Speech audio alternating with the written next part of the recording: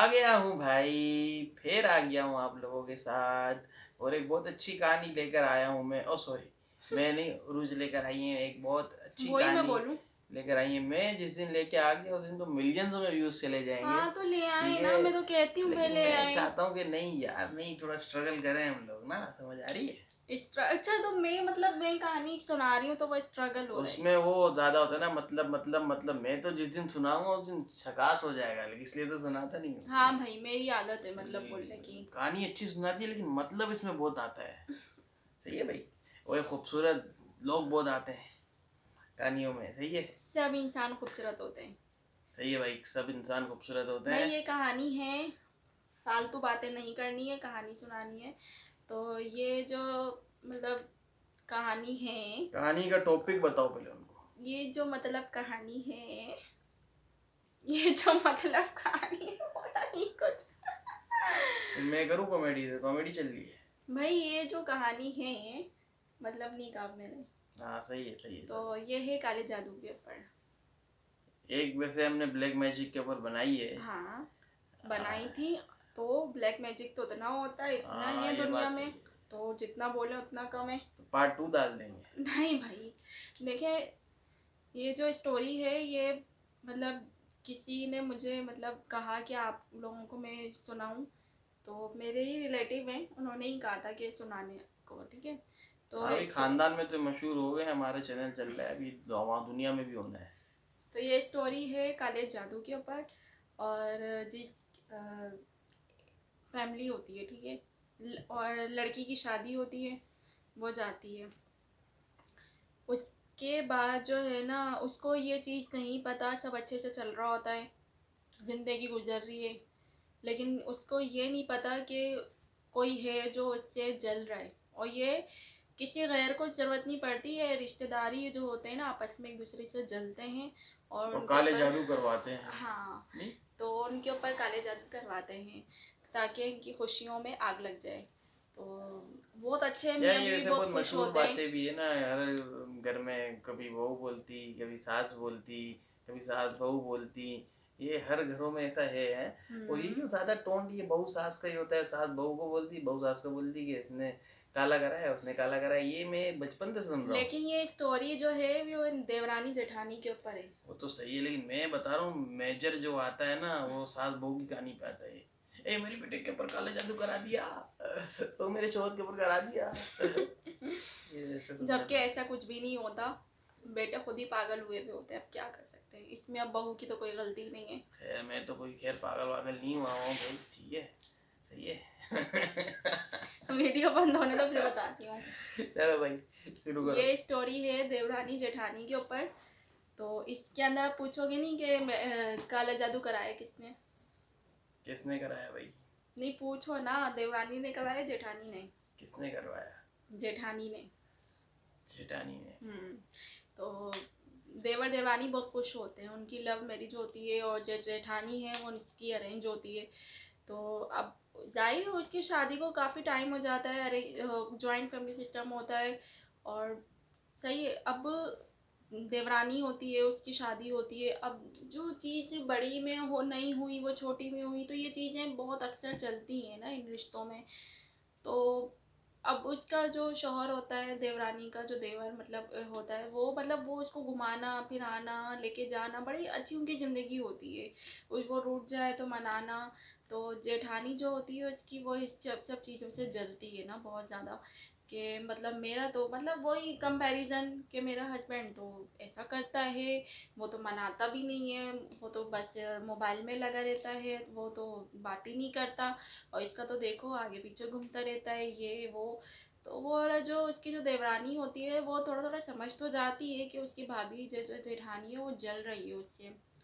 खैर, फिर थोड़ा थोड़ा इनके ना हालात ख़राब होने लग जाते हैं, मतलब वो अच्छा कमाता है, सब कुछ हो रहा है, तो उनके हालात ख़राब होने लग जाते हैं। तो उसकी जो जेठानी है ना वो उसके ऊपर करवा रही होती है ब्लैक मैजिक ना। तो इस तरीके से उस देवरानी के हालात वगैरह भी ख़राब हो जाते हैं, मतलब उसके हस्बैंड की मतलब जॉब अच्छी नहीं चल रही होती है, पैसों के मसले, ज़ाहिर है पैसों से ही तोड़ता है इंसान जो होता है ना। तो पैसों से उसको तोड़ने की कोशिश करती है पहले तो। तो वो मतलब हालात बहुत बुरे हो जाते हैं। फिर वो ये कहती है कि ना पता नहीं क्या हो गया। फिर वो जाती है किसी बाबा के पास ना, तो वो बताते हैं कि तुम्हारे जो है ना घर के अंदर ही हो रहा है ये सारा काम। तो वो जो है करवाने वाले तुम्हारे अपने घर के ही हैं। अब जाहिर है नंदे कोई थी नहीं ना, कोई और सास ससुर का चक्कर, तो जेठानी थी ना, तो वो समझ जाती है। तो वो ये कहते हैं कि आप जो है ना जितनी जल्दी कोशिश करें कि इस घर से अलग हो जाएं, ताकि आपके ऊपर मतलब जो ये चीज़ करवाई जा रही है आप उनकी नज़रों से हट जाएं। खैर फिर वो भैया आप कहीं उनकी भी चले जाओ, काला तो आता है आपके पीछे आपका। बस उन्होंने ये कहा कि अभी आप नज़रों के सामने हो तो ये चीज़ें ज़्यादा हो रही हैं। तो फिर उसका फिर बेटा भी हो जाता है देवरानी का, तो वो और ज़्यादा जल रही होती है कि मेरी तो बेटियां हैं, इसका बेटा कैसे हो गया, अब ये तो वारिस बन गया, अब तो ये जायदाद का हिस्सेदार बन गया, ये वो। खैर फिर उसके बाद ना उसके वो हस्बैंड को समझाती है अपने कि हम यहाँ से मतलब चल लेते हैं, अलग हो जाते हैं। उसका हस्बैंड भी अच्छा होता है, वो समझ जाता है, कहता है चलो ठीक है मैं अलग होने की मतलब करता हूँ। पहले तो ये लोग लेते हैं रेंट पे घर, क्योंकि इनके हालात ख़राब होते हैं। जब ये रेंट पे चले जाते हैं वो उनकी नज़रों से दूर हो जाते हैं जेठ जेठानी की, तो वो उनके हालात थोड़ी बेहतरी की तरफ आते हैं आहिस्ता आहिस्ता करके। फिर वो उसको पढ़ाई वगैरह का भी देते हैं बाबा। ये कहानी तुम्हारे रिश्तेदारों की है? हाँ किसी ने मुझे सुनाई थी। तो वो आहिस्ता आहिस्ता मतलब जो है मतलब उनके हालात ठीक होने लग जाते हैं ना, तो वो जो दम वगैरह का जो देते हैं, वो पढ़ाई करती है, सब कुछ करती है, खैर उनके हालात ठीक होने लग जाते हैं। फिर उसके माशाल्लाह इतने अच्छी वो हो जाती है कि वो उनकी नज़रों से हट जाती है। तो उसके हस्बैंड की भी जॉब भी अच्छी चल जाती है, वो इतना मतलब अपना जमा कर लेते हैं कि वो एक घर मतलब ले लेते हैं, प्लाट, ठीक है। फिर वो उसको बनवाते हैं, सही सब अच्छे तरीके से चल रहा होता है। उसका जो शौहर होता है वो बाहर मुल्क भी जाता है, वहाँ से पैसे वगैरह भी कमा के लेकर आता है देवरानी का। और इस दौरान उसकी जेठानी से कोई बातचीत नहीं होती है। तो सब कुछ अच्छा चल रहा होता है ना, जेठानी को इसके इल्म होता है कि मतलब उनके हालात इतने अच्छे चल रहे हैं। तो फिर वो घर वगैरह उनका बन रहा होता है ना, तो उसकी जो जेठानी को मतलब किसी के ज़रिए पता चलता है कि मतलब उनका घर बन रहा है। तो वो मतलब बोलती है फ़ोन करके कि तुम लोग ने घर ख़रीद लिया, बनवा रहे हो, बताया भी नहीं। तो वो देवरानी कहती है नहीं नहीं भाभी मैं बताने ही वाली थी, मैंने कहा बन जाएगा तो फिर सरप्राइज़ देंगे ये वो। खैर फिर वो कहती है अच्छा तुम्हारा घर कहाँ बन रहा है। वो बता देती है बेदहानी में कि कहाँ बन रहा है। वो क्या करती है उसकी जेठानी, वो जाती है और वहाँ पे ना जहाँ पे घर बन रहा होता है ना वहाँ पे जाती है और ताबीज़ रख कर आ जाती है। वो जो करके आ जाती है, अब ज़ाहिर है उनको भी नहीं पता, वो घर बन जाता है, ठीक है। अब सब होता है, फिर वो खैर दावत खुद ही उसकी जेठानी पीछे पड़ जाती है कि तुम हमारी दावत नहीं कर रही, घर बन गया घर बन गया। खैर उन वो कहती है उसके अपने हस्बैंड से, तो उसके हस्बैंड कहते हैं छोड़ो अब भाभी बदल गई हैं शायद, छोड़ो अब बुला लेते हैं। दावत वगैरह होती है, वो पूरे घर का जायज़ा लेती है और जो कुछ करना था कसर वो तो फिर वहाँ पे वो भी पूरी कर लेती है पढ़ाई वगैरह करके। खैर फिर उसके बाद ना उनके भी हालात ख़राब होना शुरू हो जाते हैं। दोबारा से? हाँ होता ये है कि कोई किसी को बनता हुआ नहीं देख सकता ना, बात सारी ये है। तो अब होता ये है कि उसके मतलब देवरानी होती है, उसका एक बेटा और एक बेटी होते हैं, ठीक है। और उसके हस्बैंड बहुत अच्छी ज़िंदगी गुजार रहे होते हैं, किसी चीज़ की कमी नहीं होती है। अब होता ये है कि उसके ना बेटे की तबीयत ख़राब हो जाती है अचानक ही। अब वो जो करवारी होती है ना वो उसके बेटे के ऊपर अटैक होता है, और ज़ाहिर है वो ख़ानदान का मतलब इकलौता होता है, जायदाद उसकी होती है, अम्मा अब्बा का जो घर होता है उसमें जेठ जेठानी रहते हैं, सही और है। बच्चे की उम्र क्या होती है? उनका बच्चा होता है 17-18 साल का। तो वो मतलब उसके ऊपर जो जेठानी है ना करवारी होती है कि मतलब ये मर जाए ताकि हमारे हिस्से में आ जाए जायदाद, ना इनके में ना जाए। खैर अब वो ना उसके ऊपर करवारी होती है। अब लड़का मतलब कोई चीज़ जो होती है ना वो उस बच्चे के ऊपर भेज देती है, जो जेठानी है ना जिससे करवाती है काला इल्म, वो कोई हम्म। चीज़ उसके ऊपर भेज देती है। अब वो बच्चा बेचारा इतनी उसकी बुरी कंडीशन हो जाती है कि कोई जिन होता है पता नहीं क्या होता है मोक्कल वगैरह वो उसके ऊपर आ जाता है। और वो इतना बेचारा लड़का, जवान लड़का इतना पागल हो जाता है, चीख पुकार करता है, तोड़ा थोड़ी करता है। अब उसकी माँ बड़ी परेशान होती है। फिर वो उसके बाप को फ़ोन करती है, कहती है मैं यहाँ अकेली पड़ गई हूँ, आप प्लीज़ आ जाओ यहाँ पे, मैं इसको कैसे संभालूंगी अकेले। तो वो कहते हैं तुम फिक्र नहीं करो मैं आता हूँ ना। वो बाहर मुल्क में होते हैं। फिर वहाँ से वो आने की करते हैं, कहते हैं तुम जब तक के ना वो जो बाबा थे ना जिन्होंने हमें पहले बताया था तुम उनको इनको ही बुलाओ। खैर वो बाबा को फिर वो फ़ोन वगैरह करके बुलवाती हैं, वो आते हैं, वो चेक करते हैं उसको, तो वो ये बताते हैं कि इस बच्चे के ऊपर कोई चीज़ भेजी भी है, तो वो इसको ख़त्म करिए, कुछ भी हो जाए ये घर से बाहर ना निकले, ये घर से बाहर निकलेगा ये नुकसान हो जाएगा, या तो तुम इसको हमेशा के लिए खो दोगे, ये वापस नहीं आएगा जाएगा, तो या तो फिर जो है ना ये बच्चा मर जाएगा, तो मैं तुमको दूंगा पढ़ाई वगैरह करने के लिए, लेकिन कोशिश करना कि घर से बाहर ना निकले। अच्छा। वो कहती है ठीक है। अब उसको ना लड़के को वो जंजीरों से बांध देते हैं, ठीक है।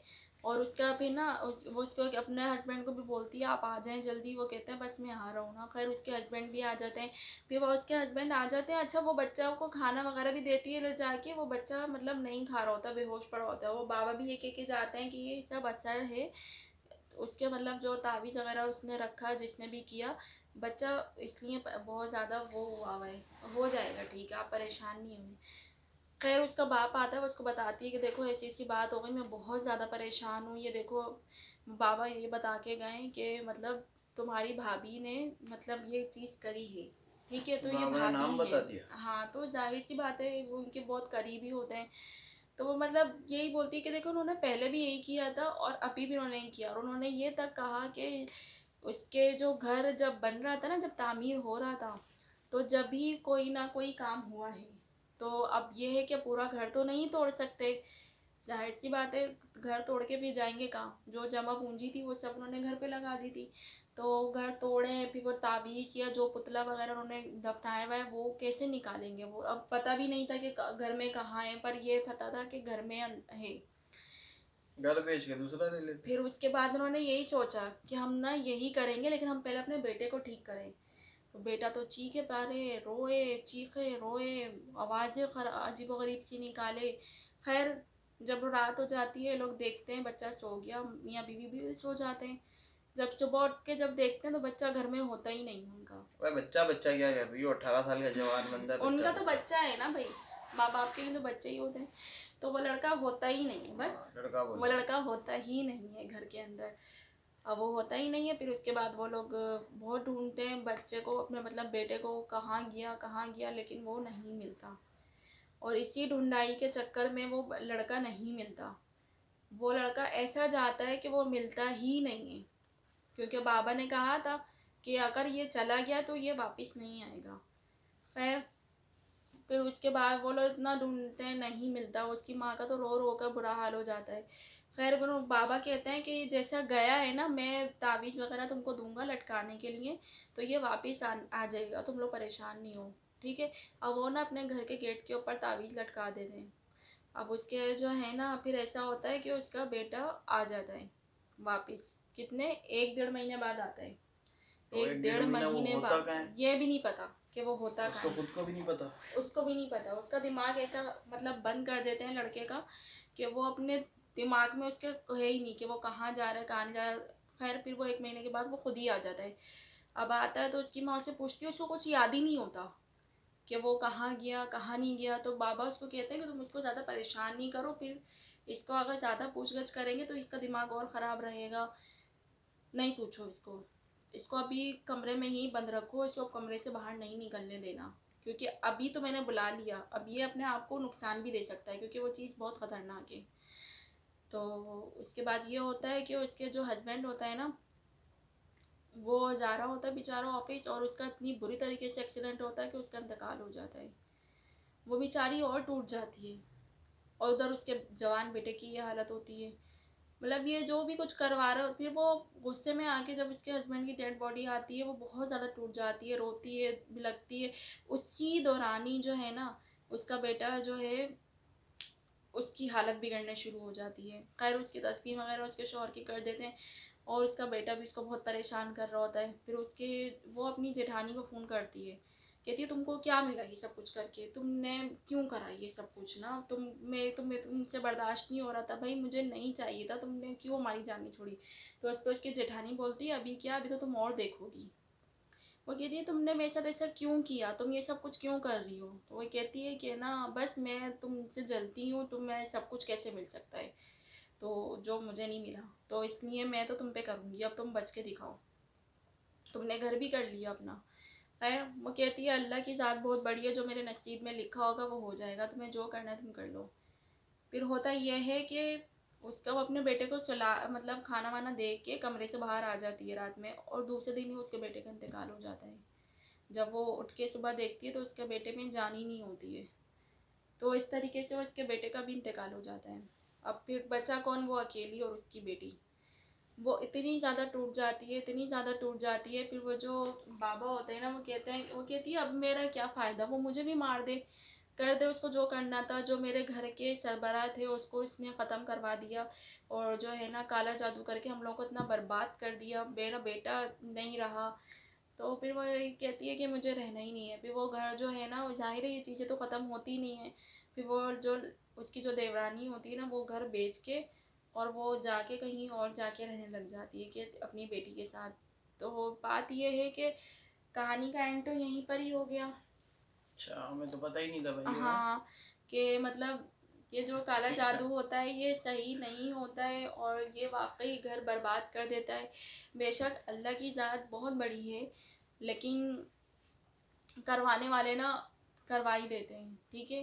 तो इन सब चीज़ों का इलाज भी है, लेकिन ये है कि जो गंदी चीज़ें होती हैं ना वो बहुत ख़तरनाक होती हैं। इस तरीके से बेचारी का हंसता बसता घर उजड़ गया। तो किसी की खुशियों से ना जलें ये सब चीज़ें, क्योंकि काला जादू करवाने वाले की बख्शिश नहीं है। ये और तो है। इस तरीके से नहीं करना चाहिए, तो उनका भी अंजाम बहुत बुरा होता है, लेकिन होता एंड में है। और उनका दम भी आसानी से नहीं निकलता जो किसी के ऊपर ये सब चीज़ें करवाते हैं। तो बेचारी बहुत ज़्यादा वो अब अकेली हो चुकी है, ज़ाहिर है उसका शौहर भी चला गया, उसका जवान बेटा भी चला गया।